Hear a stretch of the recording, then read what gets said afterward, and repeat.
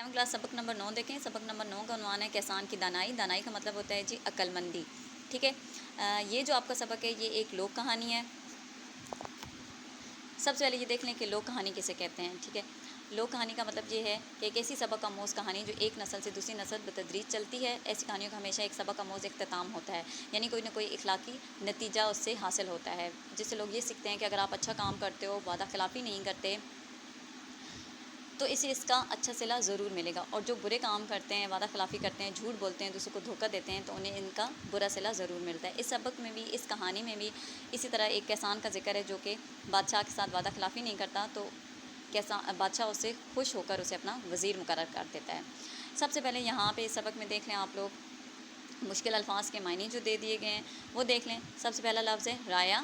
राया का मतलब होता है बादशाह के मातहत बसने वाले लोग। दूसरा लफ्ज़ है आपके पास ज़ीरत। ज़ीरत का मतलब है दाना।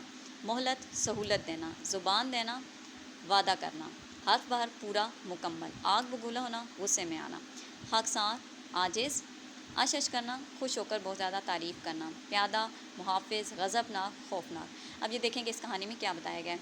पुराने वक्तों की बात है कि एक बादशाह अपनी राया के हालात जानने के लिए महल से बाहर जाता है और लोगों के हालात देखता है कि वो किस तरह अपना गुज़र बसर कर रहे हैं। एक दफ़ा बादशाह का गुज़र एक किसान के पास से होता है। किसान को कहता है कि तुम इससे कितना कमा लेते हो। किसान जवाब देता है कि मैं इससे 1 रुपया कमा लेता हूँ। बादशाह कहते हैं कि तुम इस 1 रुपये का क्या करते हो। किसान जवाब देता है कि 1 रुपये में से 4 आने खा लेता हूँ, 4 आने कर्ज उतार देता हूँ, 4 आने कर्ज दे देता हूँ, 4 आने कुएं में फेंक देता हूँ। तो बादशाह बहुत हैरान होता है उसकी बात से और उससे पूछता है कि इसका क्या मतलब है। किसान बताता है कि 4 आने खा लेने का मतलब ये उसे बीवी पे और ख़ुद पे खर्च करता हूँ। कर्ज उतारने का मतलब ये है कि इसे मैं अपने वालिदैन को देता हूँ, वालिदैन पे खर्च करता हूँ जो उन्होंने मुझ पे खर्च किया था, मुझे बड़ा करने में, पालने पोसने में जो मुश्किलें उठाई थी। और कर्ज 4 आने कर्ज देने का मतलब ये है कि अपने औलाद पर, अपने बच्चों पर खर्च करता हूँ। जब मैं इस काबिल नहीं होऊंगा, कमा नहीं सकूँगा, तो वो मुझ पे खर्च करेंगे। और 4 आने कुएं में डालने का मतलब ये है कि 4 आने मैं अल्लाह की राह में खर्च कर देता हूँ, गरीबों की मदद कर देता हूँ। बादशाह बहुत ज़्यादा खुश होता है इसकी बात सुनकर और इसे कहता है कि तुम जब तक मेरा 100 बार मुँह ना देख लो तो ये बात किसी को ना बताना। बादशाह दरबार में जाता है और अपने दरबारियों से पूछता है, अपने वज़ीर से पूछता है कि इन 4 बातों का क्या मतलब है। तो वज़ीर जो है वो कहता है कि मैं कल इन बातों का जवाब बताऊँगा। वज़ीर फ़ौरन किसान के पास पहुंच जाता है और उसे कहता है कि तुम मुझे इनका मतलब बता दो। किसान कहता है कि मैंने बादशाह के साथ वादा किया था और मैं वादा खिलाफ़ी नहीं करता।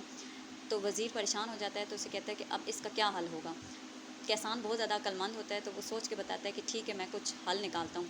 उसे कहता है कि अगर तुम्हारे पास 100 अशरफियाँ हैं तो तुम मुझे वो दे दो, तो मैं इनके बदले में तुम्हें इस बात का मतलब बता दूँगा। 100 अशरफियाँ देखने का मतलब ये था कि उस ज़माने में, पुराने ज़माने में, जो पैसों की जगह अशरफियाँ इस्तेमाल होती थी और इन अशरफियों में जो बादशाह होता था उसकी तस्वीर होती थी।